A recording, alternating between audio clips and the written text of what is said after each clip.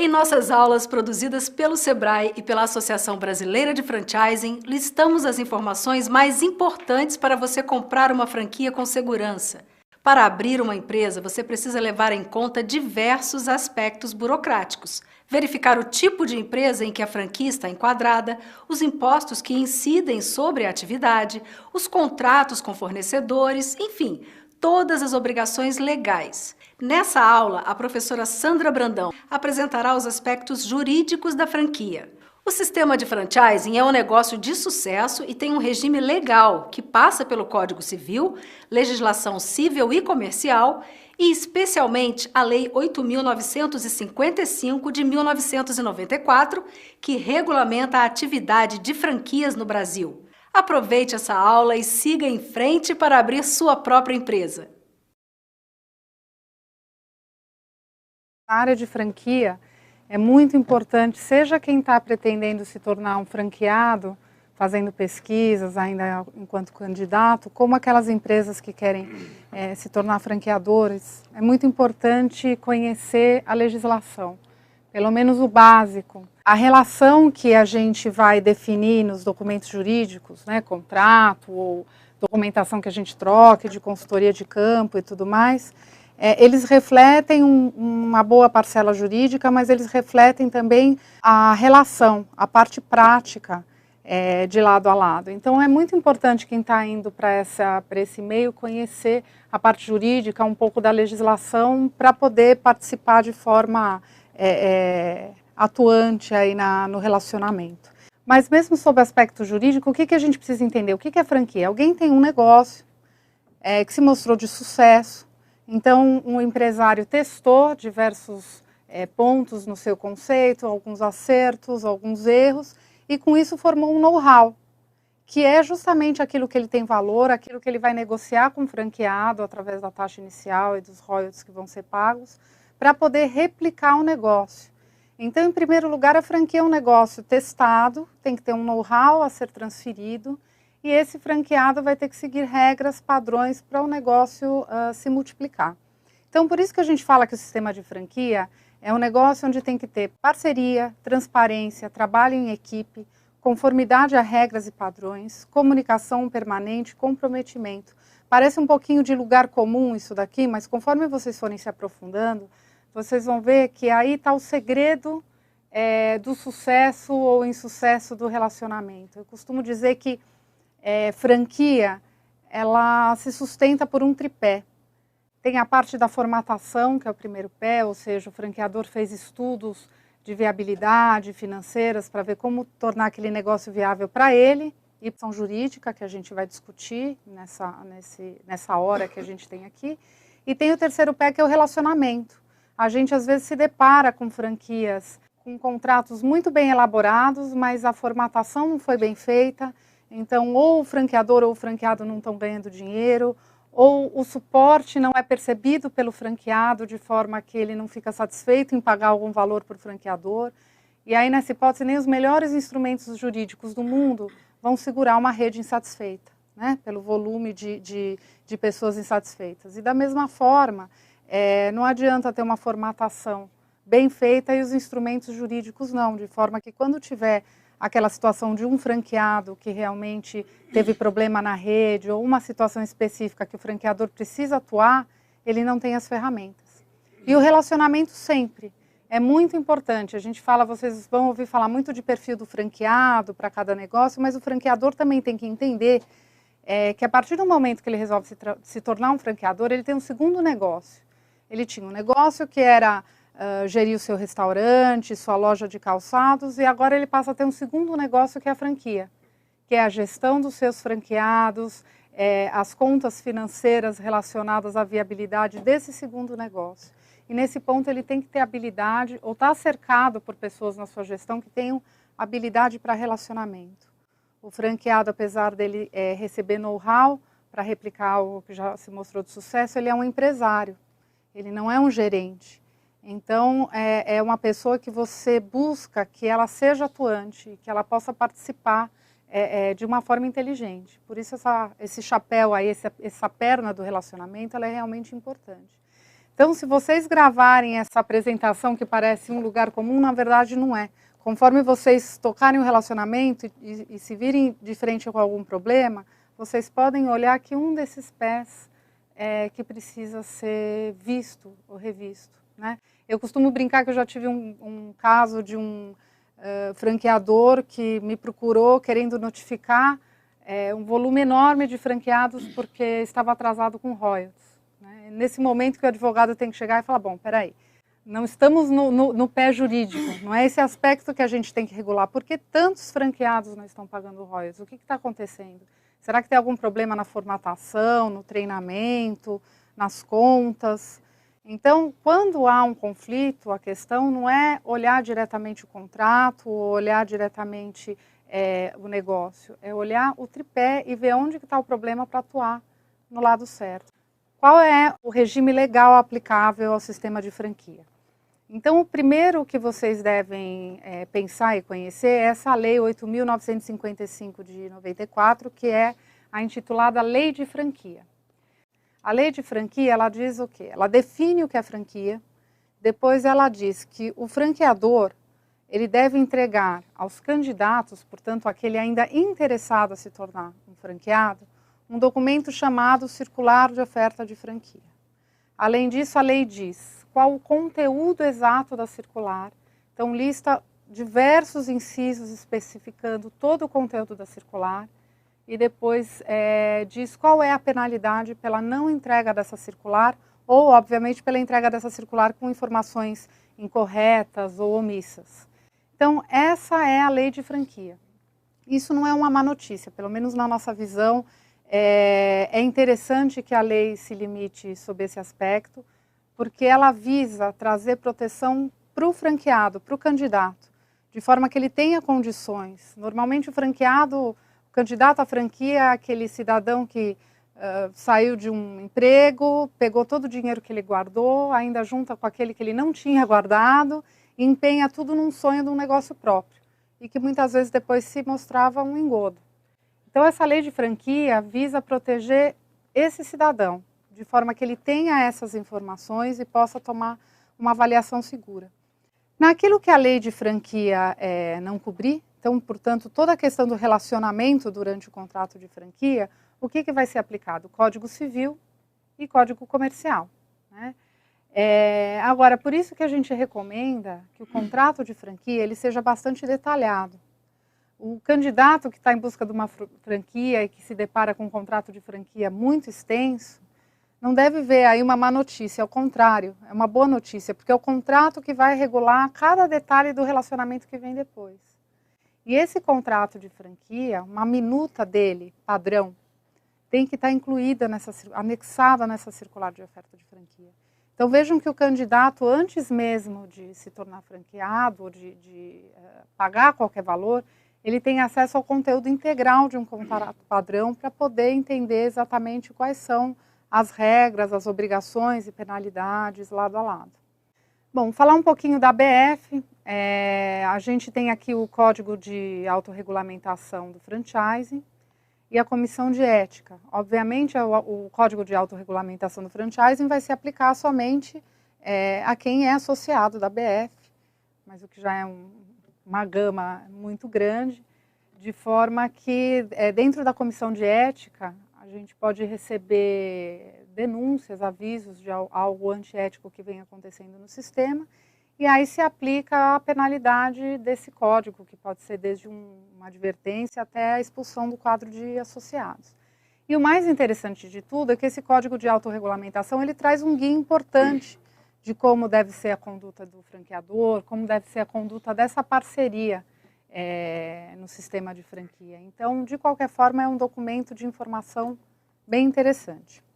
Para falar um pouquinho sobre as câmaras de mediação e arbitragem, todo o contrato, como vocês sabem, ao final se elege como que serão decididos os eventuais litígios, né? Você pode optar no lugar, se levar à arbitragem. O que é isso? Você elege uma câmara arbitral, que é um órgão privado, e se houver algum litígio, essa discussão vai para esse órgão particular, esse órgão privado. E já não há mais dúvida, essa lei de arbitragem ela é totalmente aceita, não há mais o que discutir, de forma que, se for eleita, se for feita a cláusula compromissória nos moldes corretos, essa discussão vai ter que se dar num órgão arbitral e não cabe recurso, nem ao Poder Judiciário, nem o próprio órgão arbitral. É uma decisão só. A grande sacada dessa arbitragem é que normalmente se elege aquelas câmaras que têm árbitros especializados naquela área. Por isso que a ABF tem esse convênio com a IMAB e com a CAESP, que são órgãos que vêm se especializando na área de franquia e, portanto, tem árbitros já habituados a entender esse tipo de relacionamento, que apesar de ter muita coisa a se estudar sobre aspecto legal, o enfoque muito é de parceria, de negócio, então se quer algo mais prático e moderno. É muito mais rápido, então 6 meses, no máximo 10 meses se tem uma decisão final e definitiva. As partes podem optar por um procedimento confidencial, de forma que não seja aberto ao público, como é no Poder Judiciário. E a ABF vem incentivando a escolha da arbitragem, porque essa especialidade tem ajudado aí a conduzir o sistema por um viés que a gente vem estudando como mais adequado para o sistema. Aqui é a definição do sistema de franquia pela lei. Tá? Então, a primeira coisa importante de entender aqui dessa definição é que franquia empresarial é o sistema pelo qual um franqueador cede ao franqueado o direito de uso de uma marca ou patente associada ao direito de distribuição exclusiva ou semi-exclusiva de produtos e serviços. Então, o primeiro ponto importante a se entender é que franquia empresarial é um sistema.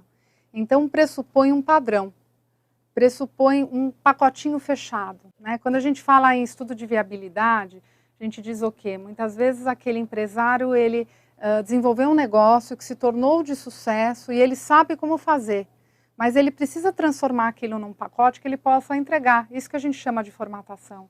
Ele tem que estruturar aquilo em forma de treinamento, de manuais, enfim, naquele modelo que for o suficiente ou necessário para que ele consiga transferir para alguém. Então, isso é muito importante, porque é isso que vai diferenciar de licenciamento ou outros sistemas que a gente pode ver por aí. Vai envolver o licenciamento de uso de uma marca ou patente é menos comum, né, o que vocês vão ver mais aí é marca, e para distribuição de produtos ou serviços. Então, essa é a definição de franquia sob o aspecto legal. A lei de franquia, então, ela veio trazer a obrigatoriedade da entrega desse documento jurídico formal chamado Circular de Oferta de Franquia.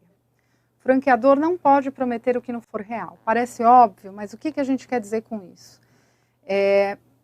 A circular de oferta de franquia não é um documento de marketing para ser por demais extenso e contar de prêmios e fazer 1000 promessas. Não, é um documento técnico para trazer informação. E eu digo técnico, não jurídico, porque ele também não é um documento jurídico. Ele não pode ser escrito numa linguagem, num formato, que o candidato dependa de um advogado para entender. Lógico que o franqueador pode recomendar ao candidato que consulte um advogado, ou o próprio candidato, por esponte própria, pode buscar um advogado para ajudá-lo, mas, pela essência, não pode ser um documento que ele dependa do advogado, é um documento técnico e informativo. Se vocês tiverem curiosidade de olhar a lei e verificar os incisos daquilo que deve ser informado, mesmo que a gente faça uma circular de oferta de franquia muito objetiva, ela já vai ser bastante extensa, porque é muita informação para passar. Então, ela tem que ser o mais objetiva possível, concisa, mas trazer toda a informação necessária. Então, para dar um exemplo para vocês, um dos tópicos, por exemplo, é explicar o que é um negócio franqueado. Né? Então, não é o caso de contar uma história enorme, um monte de detalhes, etc. Tem que se pôr no lugar do candidato, ele tem que ler aquele parágrafo, aqueles 2 parágrafos, e entender o que ele vai fazer. Né? Então é um negócio ligado à área de comércio de sapatos femininos, focado no público tal, a gente está mais em shopping ou está mais em rua, etc. Isso é um formato que o franqueador vai desenvolver, varia bastante. Mas tem que ser algo que o candidato, lendo, ele já compreende rapidamente. Né? Os instrumentos de franquia, eles não podem ser elaborados isoladamente, nem pelo advogado, nem pelo consultor, nem só pelo franqueador, é um trabalho feito realmente a 6 mãos, ou a 4 mãos, se a formatação tiver sido toda desenvolvida dentro da empresa. Porque o papel aceita tudo. Ele precisa, a circular de oferta de franquia, assim como o contrato, precisa refletir a prática, né? Não é o caso de, na circular de oferta de franquia, prometer vários manuais, ou dizer que tem não sei quantos treinamentos e aquilo não for real. Da mesma forma, que outra coisa interessante, muito importante que vocês têm que entender, é que a lei de franquia em nenhum momento diz que o franqueador é obrigado a dar treinamento, obrigado a oferecer tantos manuais, obrigado a ter consultor de campo. Não existe isso na lei. A lei, na verdade, ela determina que o franqueador informe o que ele faz ou o que ele deixa de fazer. Então, existem franquias que têm vários tipos de treinamento, reciclagem, convenção, conselho de franquia, 3, 4 manuais. E tem outras que, basicamente, tem um treinamento inicial, às vezes um manual ou meia dúzia de formulários. E não é só por esse aspecto que você vai julgar como bom ou como ruim. O formato adequado é aquele formato que faz com que o terceiro consiga entender o que ele tem que fazer e seja viável.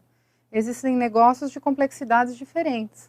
Então, vocês precisam entender que tanto o franqueador precisa refletir isso nos instrumentos, quanto o candidato, quando lê, ele precisa ser capaz de compreender. Então, esse é o grande segredo da elaboração da circular de oferta de franquia.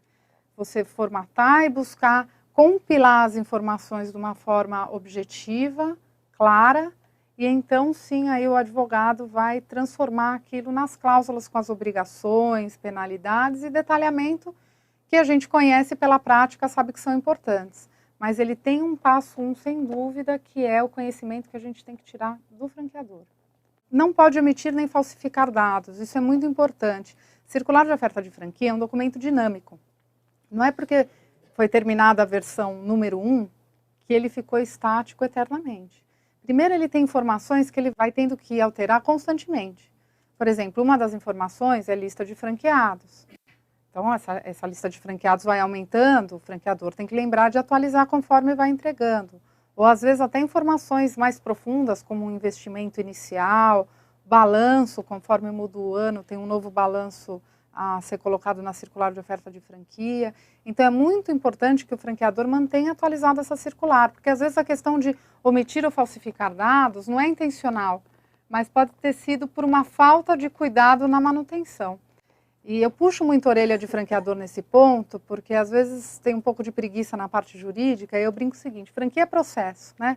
O franqueador vai criar processos para o treinamento, processos para o consultor fazer a visita. Nada mais é do que criar mais um processo de atualização e de manutenção e de uso dos instrumentos jurídicos, porque é uma ferramenta importante, é um dos pés. A franquia realmente tomba se essa parte legal não estiver bem fechadinha. Supõe penalidade para o seu descumprimento, isso é muito importante. A lei de franquia ela é muito clara e objetiva.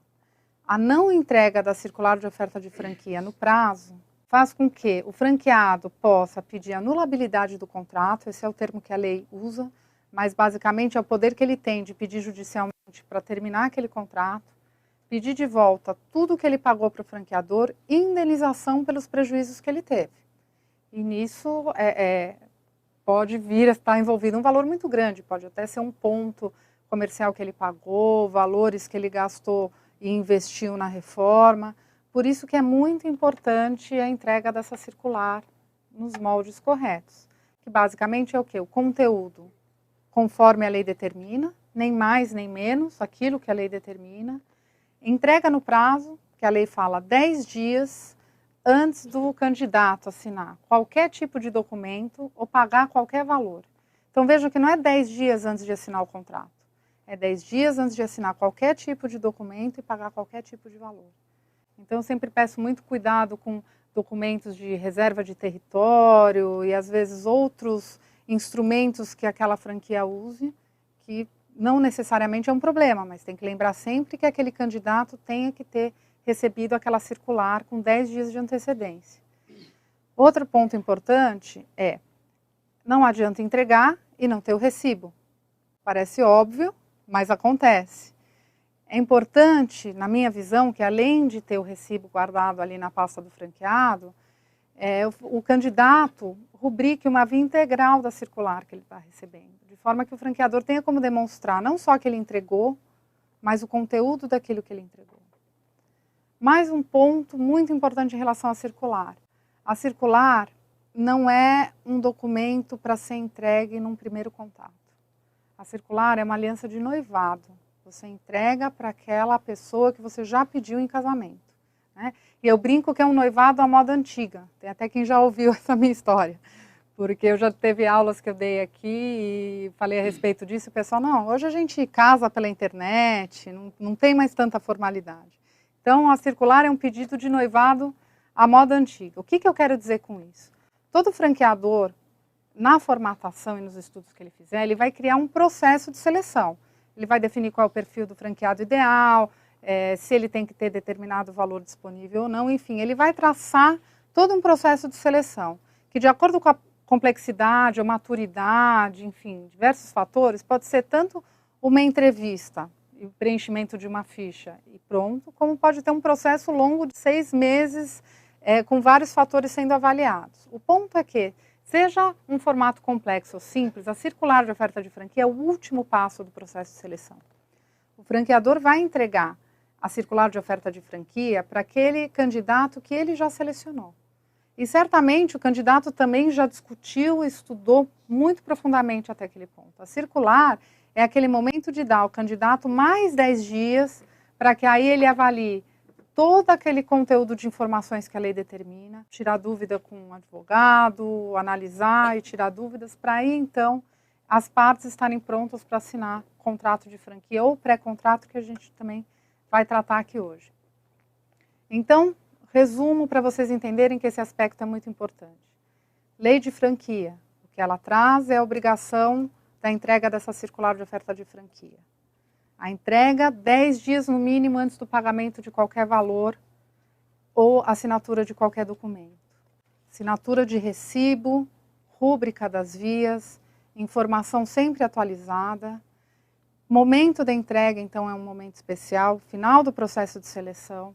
Eu gosto e recomendo profundamente que, junto com o recibo, seja assinado um termo de confidencialidade, porque essa circular de oferta de franquia, ela tem informações confidenciais da franqueadora, ela traz lista de fornecedores, ela traz balanço, ela traz estimativa de investimento inicial, traz uma série de informações importantes. Aliás, até por isso o motivo de ser entregue no final do processo de seleção e não distribuído como um folder no início da prospecção. Tá? Então, é muito importante a assinatura de um termo de confidencialidade, na minha visão, não só que determine que ele não pode divulgar as informações, não pode tirar cópia, não pode utilizar, como uma multa, se isso acontecer, de forma que ele seja efetivo. Os requisitos relacionados ao conteúdo, ou seja, onde estão definidos o conteúdo da circular de oferta de franquia, é o artigo 3º da lei. Se vocês tiverem curiosidade de olhar, vocês vão ver que são informações técnicas, tá? Nada muito complexo de ser avaliado. Logicamente, de ser preparado né? Porque na medida que a circular de oferta de franquia tem que informar, por exemplo, qual é a regra relacionada ao território. Logicamente, o advogado pode explicar para o franqueador, olha, existe o território com exclusividade, com direito de preferência e etc., e ter noção desse espectro maior. Mas o franqueador ele precisa estudar dentro do negócio dele, entender todas as regras de território que ele precisa ter no contrato para que não haja conflito. Então, além de garantir ao franqueado um território, seja por direito de preferência ou por exclusividade, tem mais alguma coisa para pensar? Como é que vai ser a internet? E se além de loja eu tiver quiosque? Como é que vai funcionar para eventuais clientes grandes redes, por exemplo? Em que o cliente muitas vezes quer negociar comigo, franqueador, de forma a fazer uma entrega centralizada. Nesse aspecto é que o franqueador precisa ter um negócio formatado para discutir com a sua assessoria jurídica e saber como detalhar aquela cláusula. E na circular, isso no contrato, mas na circular de oferta de franquia, você já tem que contar para o seu candidato qual que é a regra. Então, tudo isso tem que ser estudado para detalhar. Essa é a parte complicada de preparar a circular. Vamos imaginar, hipoteticamente, que fosse possível não entregar a circular, que a lei não obrigasse. Mesmo assim, você teria deixado de se preparar naqueles aspectos que o nosso dia a dia, a nossa experiência já demonstrou que são mínimos para você poder franquear. Lembra do tripé, né? Então, vamos imaginar que eu não preparei o documento, coloquei regras ótimas de território, etc. Mas não é o que funciona na prática.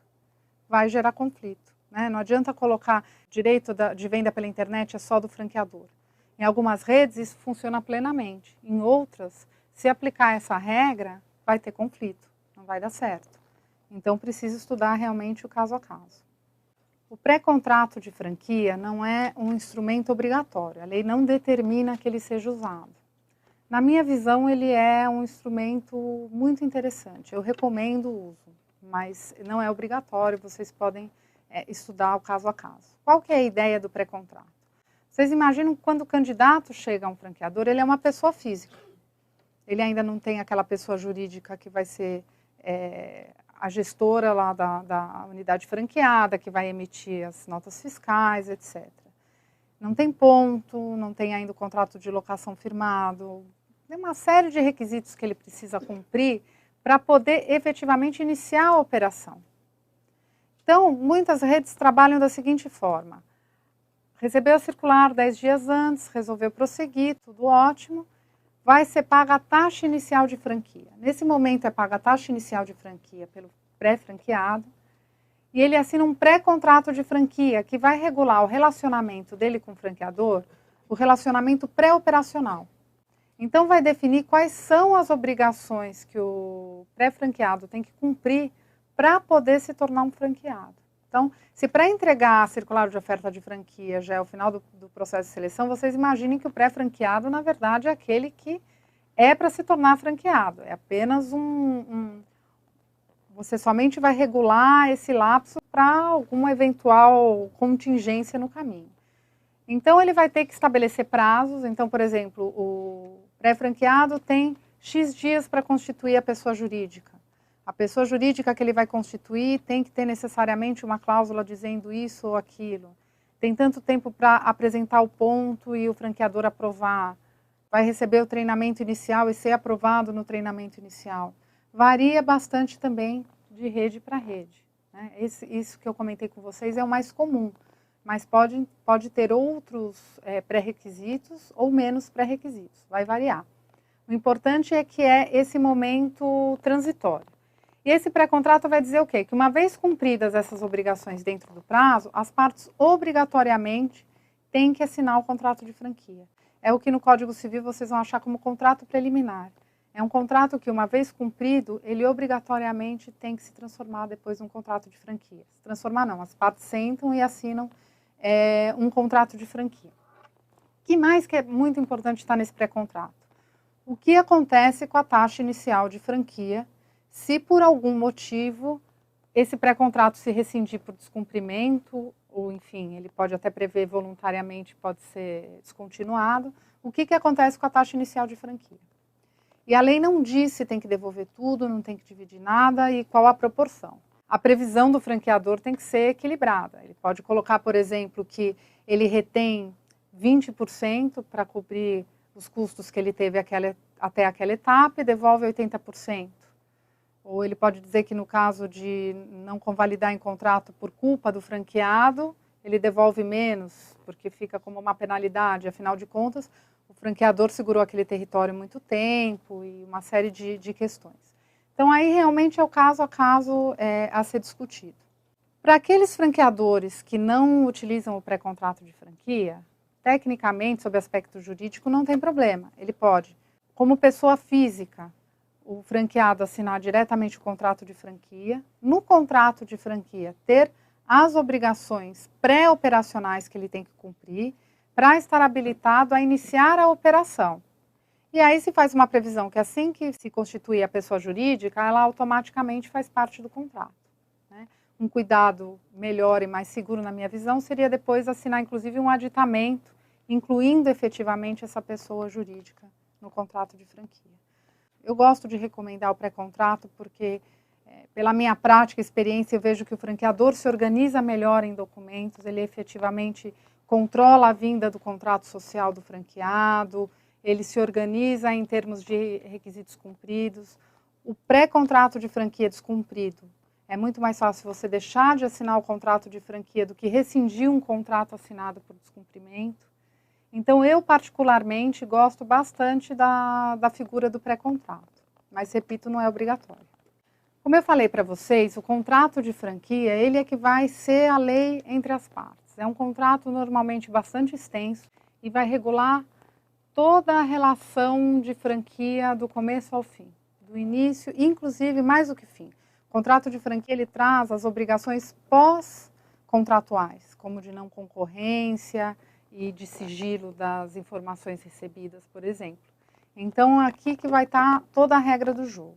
De um modo amplo, ele basicamente contempla a licença do uso daquela marca, a transferência do know-how, que vai ser feita através dos treinamentos, manuais, etc. Abastecimento da rede. Então, para aquela rede de franquias que houver compra e distribuição de produtos, quais são essas regras desse fornecimento? Suporte e apoio. Não há padrão, tem que refletir o contrato efetivamente qual é aquele suporte e apoio que o estudo de formatação demonstrou que é o necessário para a expansão. Objeto do contrato de franquia, que então é a licença do uso da marca e a transferência de know-how. Direitos e obrigações das partes. Esse é um outro ponto que eu acho muito interessante sinalizar para vocês. Normalmente a gente pega contrato de franquia e é interessante porque inclusive os franqueadores em início de carreira se assustam, né? Então olhem para aquele contrato, obrigações do franqueador. Licenciar o uso da marca, prestar suporte, sem definir muito qual é aquele suporte, ajudar a identificar o ponto, enfim, tem A, B e C, acabou. Aí vem as obrigações do franqueado. A, B, C, D, vai até Z, acabou o alfabeto. A, B, B, C, C, D, D e por aí vai. E muitas pessoas se deparam com aquele contrato e já taxam de leonino, né? Esse contrato é leonino, é desequilibrado e tudo mais. E está errado, não é por aí que a gente verifica o equilíbrio da relação contratual. Vocês têm que pensar o seguinte, o franqueador, ele não tem só o direito de proteger a sua marca, o seu know-how. Ele tem mais do que isso, ele tem o dever. Vocês imaginem que aquele contrato ele tem com toda a rede dele. Se você é um franqueado que paga seus royalties em dia, aceita a visita do consultor, faz as alterações, vai nos treinamentos, faz tudo bonitinho. E aí tem um franqueado que comete alguma irregularidade e por conta disso ele fere a imagem da marca, está longe de ser só o franqueador que vai ser penalizado com isso. Toda a rede de franquia vai ser penalizada com isso. E tem mais do que isso. Vocês lembram que eu falei para vocês que o franqueador ele passa a ter dois negócios? Ele tem lá o restaurante dele e o negócio de franquia. O que é o valor do negócio de franquia dele? É justamente o know-how e a marca, né? Dependendo da fase, do tempo de mercado do franqueador, até muitas vezes mais um know-how do que a marca quando ela ainda nem está tão difundida assim, né? Então, se ele não tiver o poder, pelas cláusulas contratuais, de obrigar que aquele franqueado mantenha a unidade em operação, que faça reformas para manter a unidade sempre arrumada, bonita, etc., que ele siga os padrões que estão nos manuais. Se ele não tiver o poder de obrigar, ele tem o risco de prejudicar o padrão que é tão importante para a imagem da marca. Então, não é nesse aspecto de número de cláusulas e de obrigações que a gente vai verificar o desequilíbrio. A gente vai verificar o desequilíbrio se realmente o contrato estiver impondo uma obrigação muito pesada para o franqueado, ou multas desequilibradas, enfim. É nesse aspecto que você verifica o equilíbrio desse contrato, não no número de cláusulas. Da mesma forma que é comum o franqueador não especificar como é exatamente o suporte que ele dá, ou detalhar com muita profundidade o treinamento. Por quê? Porque isso é dinâmico. Hoje ele pode ter uma convenção no final do ano, de repente podem ser duas. Hoje ele pode ter só o treinamento inicial, depois ter outros. Ou ele pode começar com 4 manuais e depois descobrir que com um ele resolveria todo o problema. Isso é efetivamente dinâmico. Por isso que o candidato, quando ele vai escolher uma franquia, ele tem que investigar. Como que ele vai saber se ele realmente vai ter suporte ou se o suporte que é prestado é suficiente? Visitando os franqueados, fazendo contas daqueles números que foram informados em sua região, realmente estudando e fazendo a lição de casa previamente. Prazo do contrato de franquia, então vai ter lá estabelecido o prazo. O franqueador, salvo se ele estiver disposto em contrário no contrato, ele não está obrigado a renovar o contrato de franquia se ele não quiser. Não existem obrigações perpétuas. Então, lógico que o franqueador, se aquele franqueado paga os royalties em dia, cumpre as obrigações, a chance do franqueador não renovar é próxima de zero. Porque o trabalho que ele vai ter e o risco que ele vai ter em colocar um franqueado novo naquele local não compensa. Mas, de qualquer forma, ele não está obrigado a renovar. Então, isso é muito importante entender na hora do candidato fazer as contas em relação a todo o negócio que ele está assumindo. Remuneração, então, vai estar estabelecido no contrato qual é o valor periódico, que são os famosos royalties, que vão ser pagos pela transferência contínua do know-how. Algumas franquias podem ter outros valores além dos royalties, isso tem que estar especificado no contrato. Mais do que isso, tinha que estar informado lá atrás na circular de oferta de franquia. Então, aqui é o tópico onde vai estar regulada toda a questão da remuneração, base de cálculo, prazo de pagamento, mas isso como em qualquer contrato. Território, como eu falei, exclusivo ou preferencial. Basicamente, o exclusivo é aquele que você concede ao franqueado um território e só ele pode atuar naquele local. E o preferencial é aquele território que você também concede ao franqueado aquele território e só ele pode explorar, sendo que, se o franqueador, em algum momento, perceber que cabe mais uma unidade naquele território, ele pode, desde que ele ofereça preferencialmente para o franqueado que já está naquele território. E aí, logicamente, o contrato tem que estabelecer todas as regras e detalhamentos do exercício desse direito de preferência. Então, o prazo que o franqueado tem de se manifestar, se tem interesse ou não, eventualmente que ele perde esse direito se não estiver cumprindo com o contrato de franquia, enfim. Aí é o cuidado do franqueador em delimitar quais são as regras. Fornecimento de produtos, tem que ter um tópico ali no contrato de franquia especificando toda a questão relacionada aos produtos. Então, tais produtos, os fornecedores são obrigatoriamente aqueles identificados pelo franqueador. Tais produtos podem ser adquiridos de quaisquer fornecedores, desde que sigam o padrão. Como que é o mix? Logicamente, o franqueador não vai estabelecer qual é o mix no contrato, porque ele também pode variar, mas definir uma base. Então, nessa parte aqui do fornecimento, tem que ter bastante detalhamento. Cessão, transferência e sucessão, isso é um ponto bastante importante. O contrato de franquia é um contrato que a gente chama de intuito personae. É um contrato que é feito em razão da pessoa. Então, muito embora aquela pessoa física selecionada venha a constituir uma pessoa jurídica para poder fazer a gestão da unidade, emitir notas e cumprir suas obrigações fiscais e operacionais, foi eleita uma pessoa física. Aquela pessoa foi eleita por ter o perfil ideal e ter contado com a confiança do franqueador para gerir aquele negócio. Então, vocês vão verificar que os contratos de franquia todos, eles têm muitas cláusulas relacionadas a isso. Então, que aquela pessoa física tem que ser majoritária no contrato social, ter os poderes de gerência, que não pode ser ausentada da unidade, ela que tem que estar à frente do negócio. Vocês vão verificar várias cláusulas nesse sentido. E nessa mesma linha que vem a questão da cessão, transferência e sucessão. Então, os contratos de franquia normalmente prevêem, ou pelo menos deveriam prever, que o franqueado ele não pode transferir o seu negócio sem anuência do franqueador. Então, significa que o franqueado tem um negócio que, se amanhã ele quiser sair e transferir para alguém, ele só pode fazer isso com a autorização do franqueador. Porque o franqueador não quer amanhã chegar na sua unidade, ele elegeu João e encontrar Maria tocando um negócio que não tem perfil, não tem aptidão e por aí afora. Então, essa é a razão da cláusula de transferência. E na mesma linha de sucessão. Os contratos de franquia normalmente prevêem que, na hipótese de falecimento do franqueado, daquele operador, o franqueador tem que aprovar os herdeiros para continuar a gestão, senão o contrato de franquia é rescindido.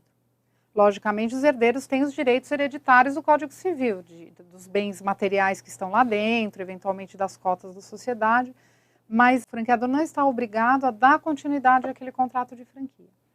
De novo, aqui, a experiência prática mostra o seguinte, que os franqueadores tendem a buscar aprovar, buscar treinar ou, eventualmente, arrumar um outro candidato interessado e auxiliar naquele trespasse de uma unidade para um terceiro interessado, para não prejudicar aquela família que já foi, infelizmente, acometida desse grande mal. Mas é importante ter essa cláusula, porque, como eu falei, vocês têm que lembrar que uma unidade, o cliente passou e viu que a unidade fechou, o que será que está acontecendo com essa marca e etc. E isso reflete para todo mundo. Causas e efeitos da rescisão, como qualquer contrato. Então, as causas, normalmente, descumprimento do contrato e algumas outras. Mas o mais importante é estabelecer muito detalhadamente os efeitos da rescisão. Então, tem aqueles efeitos óbvios. O franqueado tem que deixar de usar a marca, tem que desconfigurar aquele padrão visual. Normalmente, os contratos prevêem preferência na aquisição do ponto comercial pelo franqueador, para que, se ele quiser assumir aquele ponto por unidade própria ou negociar com um terceiro, ele tem esse direito de preferência. Só o franqueador conhece aquilo que é importante para ele. Então, às vezes, tem algum maquinário que só pode ser utilizado naquela rede de franquia, tem que se pensar logo no início o que vai acontecer com aquele maquinário, se revende para o franqueador a preço de custo, ou se pode ser reutilizado desconfigurando alguma marca, enfim. Algum material entregue em comodato que às vezes tem que ser devolvido, muito comum os luminosos, mas pode ser um quiosque. Então tem que pensar, imaginar uma unidade fechando, tudo que tem que ser feito. Escola de ensino, por exemplo, tem os alunos, o que fazer com os alunos. Então vejam, quanto mais eu falar aqui com vocês, mais vocês vão ver que o contrato de franquia, circular de oferta de franquia, não é um documento a ser preparado isoladamente pela assessoria jurídica, é um negócio a ser feito a 4 mãos. E penalidades, logicamente as obrigações têm que ter uma penalidade ligada, senão fica complicado de você torná-las efetivas. E eu, particularmente, eu gosto de ter um capítulo no final do contrato, não o último, mas ao final, listando as penalidades. Tem um pouco de dificuldade, às vezes, de avaliar alguns contratos, que tem uma penalidade numa cláusula, outra mais para baixo, aí você já não sabe se uma soma com a outra, aí tem uma penalidade diferente para a mesma obrigação. Conforme você vai redigindo, vai aprimorando o contrato, esses acidentes de percurso acontecem. Então, eu acho interessante ter um tópico no final. Deixou de pagar royalties, a multa é X. Não atendeu a cláusula de não concorrência, a multa é Y. Deixou de comparecer no treinamento, pode ou não ter multa. Enfim, estabelecer quais são as multas nessa relação e listar nesse momento. E as disposições gerais de todo e qualquer contrato de franquia. Então, essas em linhas gerais, a gente tem, o sistema de franquia tem muito o que falar, a gente tem aí várias questões relacionadas ao dia a dia da franquia, especialmente nessas questões de relacionamento e como se documentar, mas hoje é uma primeira pincelada para vocês, é uma horinha só para dar uma vontade de quero mais. Viu que o documento mais importante para você conhecer é a circular de oferta de franquia? As explicações dessa aula são fundamentais para te dar os subsídios jurídicos para a abertura da sua franquia. Vamos relembrar? A circular de oferta, conhecida como COF, é um documento que traz informações detalhadas sobre o negócio. O franqueador não pode prometer o que não for real, nem omitir ou falsificar dados. É a COF que traz transparência às informações. E se isso não ocorrer, o franqueado pode pedir até a anulação do contrato com base no artigo 3 da Lei de Franquias. Após as etapas do processo de seleção e análises pessoais e de viabilidade financeira, o franqueador encaminha a COF ao candidato a franqueado. Lembrando que qualquer pagamento só poderá ser realizado 10 dias depois do recebimento da COF. Para comprovar que isso ocorreu, você deve datar e assinar um recibo de entrega de circular de oferta. Dessa forma, está cumprindo um dos aspectos da Lei 8.955 de 1994, que regula o sistema de franquias e que determina penalidades para seu descumprimento. Ela é aplicável a todos os franqueadores no Brasil. Após essa etapa, chega a assinatura do contrato de franquia. Ele contempla e regula a relação da franqueadora com o franqueado, cobrindo áreas como direitos e obrigações, ponto comercial, implantação, treinamento, constituição da empresa franqueada, prazos e o que acontecerá no caso de uma rescisão. Além disso, o uso da marca, a transferência do know-how, a remuneração da franqueadora, a forma de abastecimento da rede e o suporte e apoio que o franqueador dará ao franqueado devem estar claramente expressos ali. Enfim, quanto mais informações, menores as chances de você encontrar surpresas. Esses foram os principais aprendizados dessa aula da professora Sandra Brandão. Se você ainda ficou com alguma dúvida, procure o Sebrae e a ABF, a Associação Brasileira de Franchising, e tenha todo o suporte antes de comprar sua franquia. Nos vemos na próxima aula!